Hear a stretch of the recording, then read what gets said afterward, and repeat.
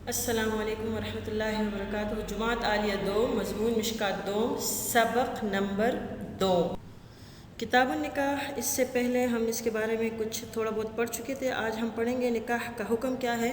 تو نکاح کے 5 احکام ایسے ہیں کہ حالات کے بدلنے سے نکاح کے احکام بھی بدل جاتے ہیں، جن کی تفصیل جو ہے یہاں میں نے کچھ خلاصتاً دی ہے نمبرنگ دے کے، لیکن بیٹا آپ لوگوں نے کاپی اٹھا کے اس کو لکھنا ہے۔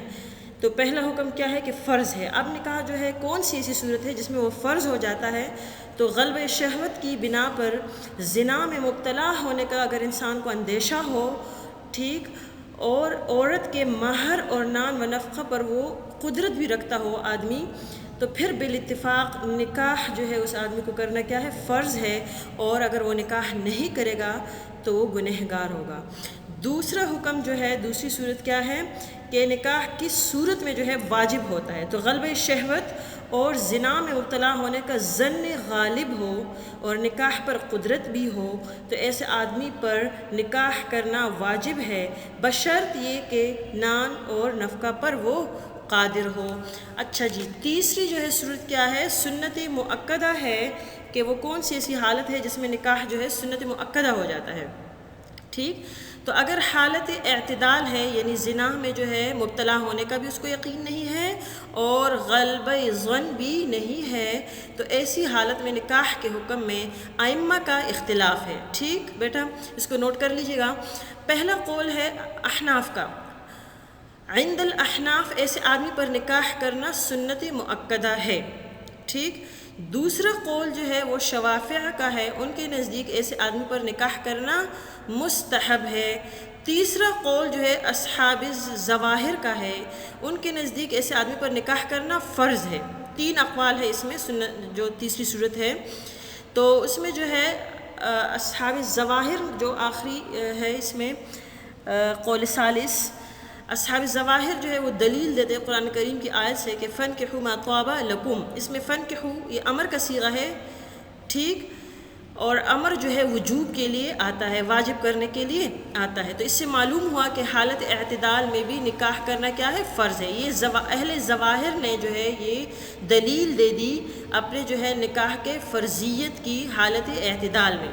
تو ان کے اس دلیل کے جواب میں احناف نے جو ہے کچھ جوابات دیے ہیں، ٹھیک۔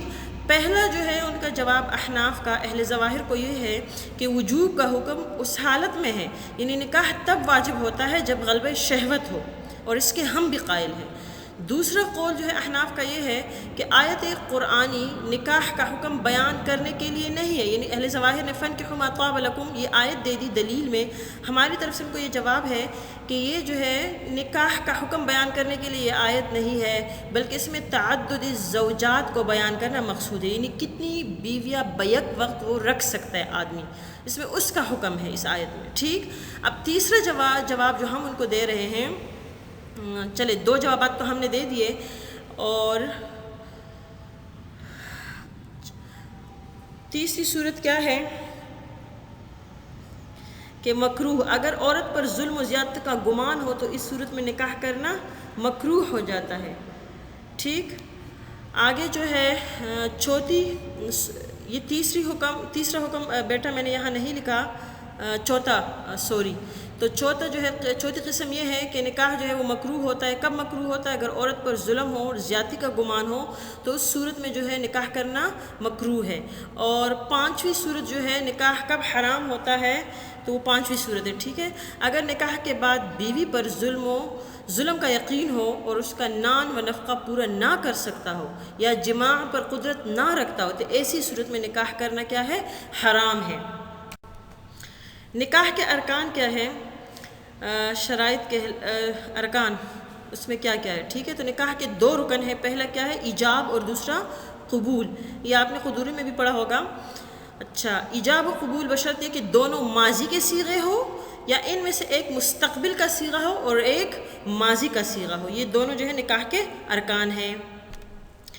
اچھا، جن الفاظ سے نکاح منعقد ہوتا ہے وہ الفاظ کتنے ہیں؟ یہ آپ کو دیے گئے ہیں۔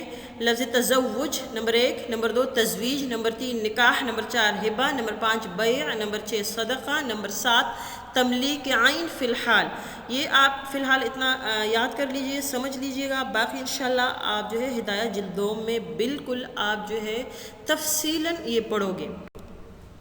نکاح کے شرائط کیا ہے کہ نکاح کی جو ہے یہ 4 شرائط ہے۔ پہلی شرط آپ لکھ لیجئے، میں نے مکمل یہاں نہیں لکھا، صرف حوالہ دیا ہے۔ پہلی شرط کیا ہے کہ عاقدین یعنی عقد کرنے والے میاں بیوی، ٹھیک، عاقدین میں سے ہر ایک اصالتاً یا وکالتاً یا دلالتاً، یہاں 3 الفاظ ہے بیٹا، اصالتاً، وکالتاً یا دلالتاً، دوسرے کے الفاظ سنیں۔ اچھا جی، اب اصالتاً کا مطلب کیا ہے؟ اصالتاً کا مطلب یہ ہے کہ لڑکا اور لڑکی ایک دوسرے کے کلام کو خود سنیں۔ وکالتاً کا مطلب کیا ہے کہ لڑکے اور لڑکی کا وکیل ایک دوسرے کا کلام سنے۔ اور دلالتاً کا مطلب یہ ہے کہ عاقدین میں سے ہر ایک کا ولی دوسرے کے ولی کا کلام سنے، ٹھیک۔ پہلی صورت کیا ہے کہ میاں بیوی لڑکا لڑکی خود ایک دوسرے کا کلام سنے۔ دوسرے کیا ہے کہ دونوں جو ہے وکیل ایک دوسرے کا کلام سنے دونوں کے۔ تیسرا کیا ہے کہ دونوں کے ولی ایک دوسرے کا کلام سنے۔ یہ مختصراً تھا، ٹھیک۔ اچھا جی، دوسری صورت کیا ہے نکاح کی شرائط کی کہ ایسے 2 گواہ کا موجود ہونا ضروری ہے، ٹھیک، جو آزاد ہو پہلی شرط، جو مسلمان ہو دوسری، عاقل ہو تیسری، اور بالغ ہو چوتھی۔ اچھا، تیسری شرط کیا ہے نکاح کی؟ گواہوں میں سے ہر ایک کا عاقدین میں سے ہر ایک کے کلام کو اکٹھے سننا۔ اگر ایک گواہ نے ایک کا کلام سنا اور دوسرے گواہ نے دوسرے کا کلام سنا، یا 2 گواہوں نے ایک ہی کا کلام سنا، تو اس صورت میں نکاح درست نہیں ہوگا۔ اچھا بیٹا، تیسری صورت کیا ہے کہ گواہوں میں سے جو ہے ہر ایک کا عاقدین میں سے یعنی لڑکا لڑکی میں سے ہر ایک کے کلام کو اکٹھا سننا ہے۔ ایسا نہیں ہے کہ اگر ایک گواہ نے ایک کا کلام سنا اور دوسرے گواہ نے دوسرے کا کلام سنا، یا جو ہے دونوں گواہوں نے ایک ہی کا کلام سنا دوسرے کا کلام نہیں سنا، تو یہ غلط ہے، ٹھیک۔ چوتھی صورت کیا ہے؟ محل نکاح درست ہو، یعنی وہ انسان ہو۔ محل نکاح کا مطلب کیا ہے؟ وہ کیا ہو؟ انسان ہو، عورت ہو، محرمات میں سے نہ ہو، محرمات میں سے نہ ہو، یعنی جن سے نکاح نہ ہوتا ہو، ٹھیک ہے، اور مشرکہ نہ ہو۔ مشرکہ سے نکاح منع ہے قرآن میں۔ نیز مرد کا نکاح صرف عورت سے ہو سکتا ہے، جن وغیرہ سے نہیں ہو سکتا۔ نکاح کے مستحبات کتنے ہیں؟ جی، نکاح کے مستحبات 6 ہے۔ پہلی جو ہے مستحب، پہلا کیا ہے؟ اعلان اور تشہیر، یعنی اس کا جو ہے اس کا اعلان کرنا، بات کو پھیلانا کہ نکاح ہو گیا، ٹھیک۔ دوسرا جو ہے مستحب کیا ہے؟ نکاح کا خطبہ پڑھنا۔ تیسرا جو ہے مستحب کیا ہے؟ مسجد میں ہونا، یعنی نکاح مسجد میں ہو۔ چوتھا مستحب کیا ہے کہ نکاح جمعے کے دن ہو۔ پانچواں مستحب کیا ہے کہ گواہوں کا عادل ہونا ضروری ہے، عادل ہونا، جو گواہ دے رہے وہ عادل ہو۔ چھٹا جو مستحب ہے وہ کیا ہے؟ مخطوبہ کی رؤیت، یعنی جس کو نکاح کا پیغام دیا گیا ہو لڑکا اس کو دیکھ لے، لیکن اس شرط کے ساتھ کہ وہ شہوت سے امن میں ہو اور بد نظری اس کی مقصود نہ ہو۔ ساتواں جو ہے مستحب کیا ہے کہ بیوی عمر میں، مال و دولت میں، مقام اور مرتبے میں کم ہو، تاکہ شوہر کو اپنے سے کمتر نہ سمجھے۔ نکاح کے مصالح کیا ہے؟ اس میں کیا ایسی مصلحتیں ہیں جس کی وجہ سے جو ہے نکاح جو ہے باقاعدہ ایک شریعت کا حکم رہا ہے، ٹھیک۔ تو نکاح کے کئی مصالح ہیں، یہاں پر کچھ خاص میں بتا دیتی ہوں، آپ نوٹ کر لیجئے گا۔ نکاح کے ذریعے جو ہے پہلی جو ہے اس کی صورت کیا ہے؟ نمبر 1 کہ نکاح کے ذریعے صنف نازک یعنی بیوی کی ضروریات زندگی کا انتظام کیا جاتا ہے، کیونکہ مرد کے ذمے تمام جو ہے اس کا نفقہ، تمام ذمہ داری مرد کے ذمے ہوتی ہے، ٹھیک۔ دوسری مصلحت کیا ہے کہ مرد اور عورت کی عزت کی حفاظت ہو جاتی ہے، ٹھیک۔ مرد کی بھی عزت کی حفاظت وہ بھی محفوظ ہو جاتا ہے نکاح کے ذریعے، اور عورت بھی نکاح کے ذریعے جو ہے محفوظ ہو جاتی ہے، معمون ہو جاتی ہے۔ تیسری جو ہے مصلحت یہ ہے کہ اقارب سے صلہ رحمی ہو جاتی ہے، یعنی رشتے بڑھ جاتے ہیں۔ چوتھی جو ہے مصلحت کیا ہے کہ اولاد صالح عطا ہوتی ہے، کیونکہ نکاح کے ذریعے اولاد جو پیدا ہوتی ہے وہ صالح ہوتی ہے، وہ نیک ہوتی ہے، وہ نکاح جو شریعت کا ایک حکم ہے اس کے ذریعے جو ہے بچے پیدا ہوتے ہیں. ٹھیک. پانچویں جو ہے مصلحت کیا ہے کہ انفاق فی سبیل اللہ کی توفیق مل جاتی ہے.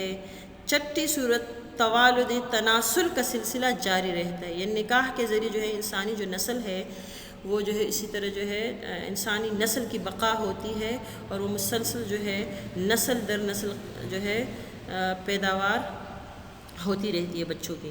ٹھیک. تو یہ تھا آج کا سبق. وآخر دعوانا الحمد للہ رب العالمین. سبحان ربک رب العزت عما یصفون وسلام علی المرسلین والحمد للہ رب العالمین. اس کو اچھی طرح بیٹا لکھ لے، یاد کر لے، سمجھ لے، تاکہ آئندہ آپ کو کوئی ایسے مسائل نہ ہو. فی امان اللہ. السلام علیکم ورحمۃ اللہ وبرکاتہ.